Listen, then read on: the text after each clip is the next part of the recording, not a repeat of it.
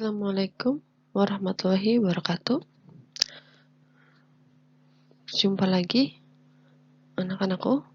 Untuk pertemuan kali ini Ibu akan membahas tentang aplikasi perbandingan trigonometri ya.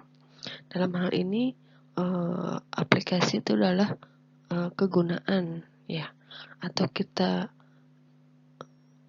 praktekkan ke dalam kehidupan sehari-hari tentang perbandingan trigonometri. Kegunaannya itu untuk apa aja sih perbandingan trigonometri itu? Nah, nanti kita bahas di sini ya.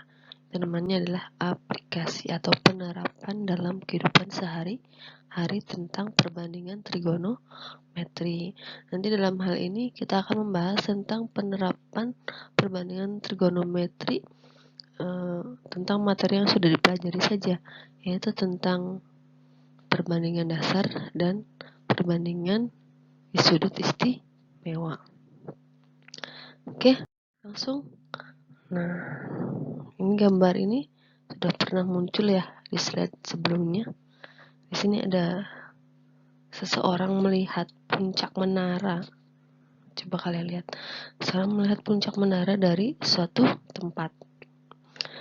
Ini bisa, misalkan kita pengen mencari tinggi menara, ini bisa kita lakukan dengan cara perbandingan trigonometri, yaitu dengan mengetahui berapa sih sudutnya dan jaraknya itu bisa kita tahu, dan setelah itu kita cari tinggi menaranya.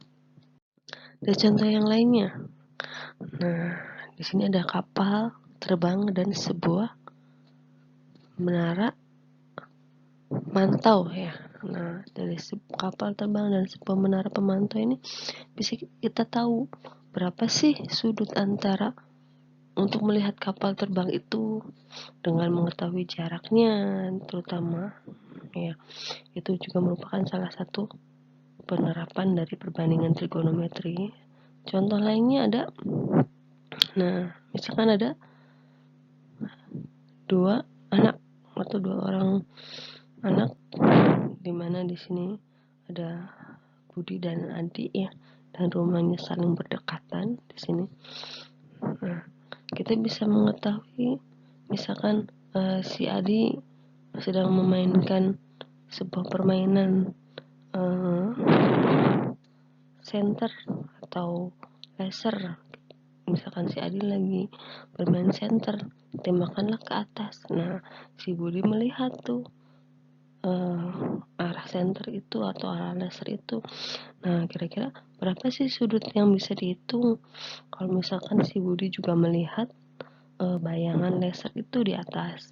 Nah, itu juga merupakan salah satu penerapan dari perbandingan trigonometri. Selain itu banyak lagi, contohnya kalian yang menghitung tinggi pohon, atau misalkan menghitung kemiringan tangga apabila tangga itu kita senderkan ke tembok. Itu juga merupakan salah satu penerapan dari perbandingan trigonometri.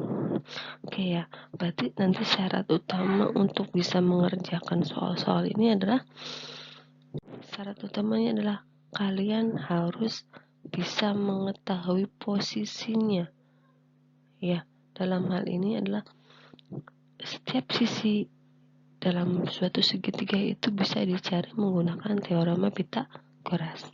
Jadi intinya nanti kalian harus hafal teorema Pythagoras.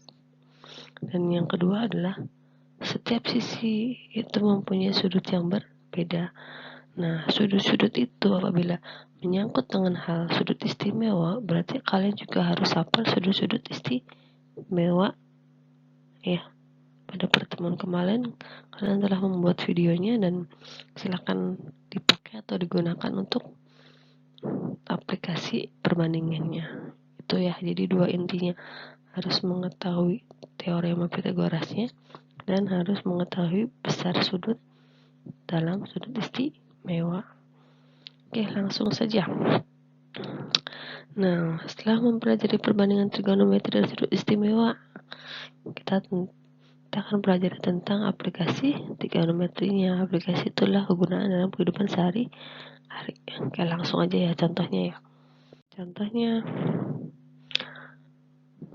oke, misalkan ada seekor kelinci yang berada di lubang tanah tempat bersembunyinya melihat seekor elang katanya yang sedang terbang dengan sudut 60 derajat. Nanti ada, oke, gambarnya seperti ini. Ada kelinci melihat elang dengan sudutnya 60 derajat. Jika jarak antara kelinci dan elang adalah 18 meter. Dari 18 meter ya, maka tinggi elang dari atas tanah adalah, nanti kita mencari tinggi elang dari atas tanah. Yang mana sih tinggi elang di atas tanah?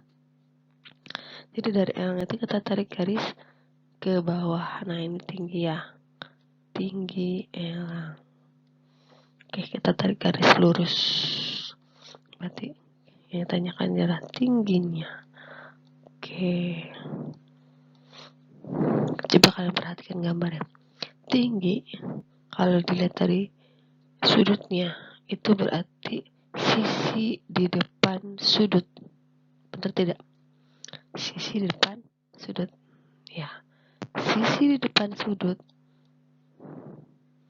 Nah, karena yang ditanyakan sisi di depan sudut, berarti nanti kita akan menggunakan perbandingan sinus. Kenapa sinus?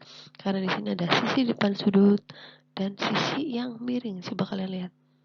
Antara kelinci dan elang itu ada sisi miring kan, yang 18 meter. Nah, nanti kita pergunakannya adalah sinus. Oke, untuk lebih jelasnya kalian lihat. Oke, ini adalah penjabarannya ya. Kita akan gunakan sinus. Oke, kita cari sin 60. Sin 60 itu sinus 60 derajat ya, karena kita pakai sinus. Kenapa 60 derajat?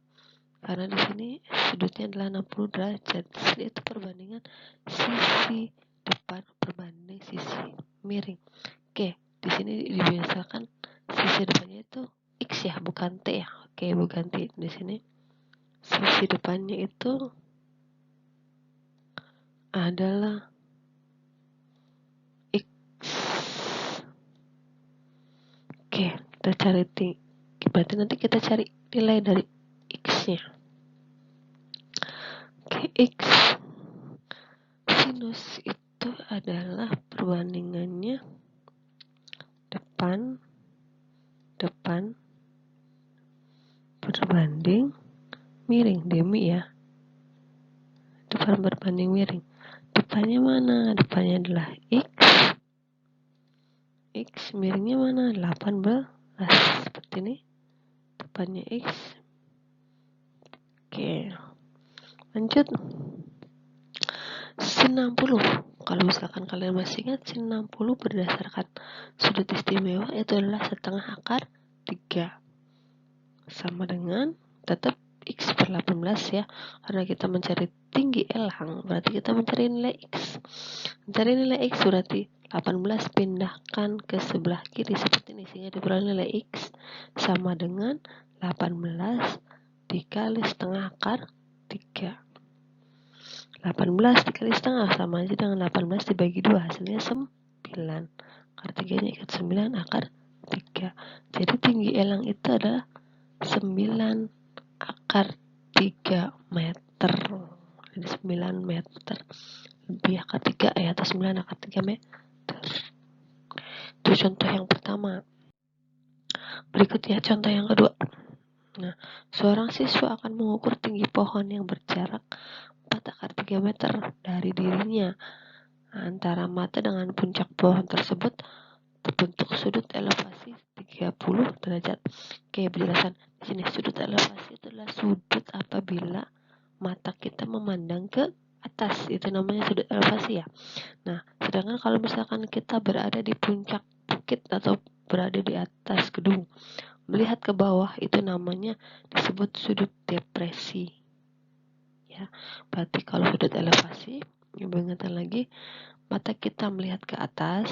Kalau sudut depresi, berarti dari atas melihat ke bawah. Oke, lanjut. Tadi sudut elevasinya adalah 30 derajat. Jika tinggi siswa tersebut terukur sampai mata adalah 1,6 meter. berapakah tinggi pohon. Nah, untuk menjawab soal ini harus diilustrasikan dulu atau kita gambarkan dulu gambar ilustrasinya. Oke, seperti ini. Ada sebuah siswa dengan tinggi 1,6 meter. Jarak antara siswa dengan pohon itu 4/3 meter. Sudut elevasinya 30 derajat. Oke, dari sini yang ditanyakan adalah tinggi pohon. Tinggi pohon itu X. Oke, ya. Coba kalian lihat. Karena yang ditanyakan X itu adalah sisi di depan sudut, ada depan, ya. Terus ada yang ini namanya kalau sisi yang mengapit sudut adalah sisi samping. Ada depan, ada samping. Berarti kita pakai perbandingan yang mana? Sinus, kosinus, apa tangan? Ya, kita akan pergunakan perbandingan tangan karena tangan itu perbandingannya sisi depan berbanding sisi samping. Ya, jadi nanti kita pakai tangan. Oke, langsung. Nah, kita pakai tangan. Tan 30 sama dengan tangan itu depannya X, sampingnya 4/3. Kita nyari X-nya, berarti caranya sama kayak tadi. 4/3-nya pembagian pindah ruas jadi perkalian, jadi 4/3 dikali tan 30. Tan 30 itu berapa sih? Tan 30 adalah 1/3/3. Nah, caranya gimana nih? Berarti gini kan, 4 kali 1/3, 4/3. Nah, akar 3 kali akar 3 berarti 3. Syarat-syarat sehingga diperoleh 4 meter. Jadi tinggi pohon itu adalah 4 meter. Tapi sebelum 4 meter belum ditambah dengan tinggi anak itu kan, karena dia mengukurnya hanya dari mata. Nah, tinggi anak itu adalah 1,6. Berarti 4 ditambah 1,6 jadilah 5,6 meter. Jadi tinggi pohon itu adalah 5,6 meter. Seperti itu ya. Oke, itu saja salah satu contohnya. Kalian boleh buka referensi lainnya. Dan selamat belajar. Assalamualaikum warahmatullahi wabarakatuh.